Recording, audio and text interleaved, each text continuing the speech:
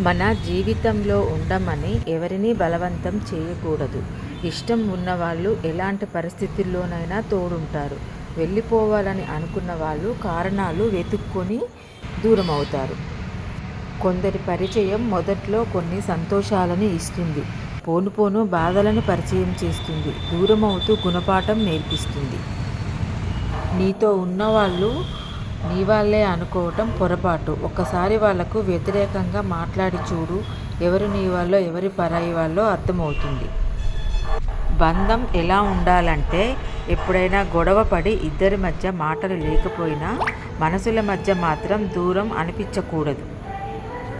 అర్థం చేసుకునే వాళ్లకు వివరించాల్సిన అవసరం లేదు. విమర్శించే వాళ్ళను పట్టించుకోవాల్సిన అవసరం లేదు. అర్థం చేసుకోలేని వాళ్ళు మన మాటల్లో నానార్థాలు వెతుకుతారు. అర్థం చేసుకున్న వాళ్ళు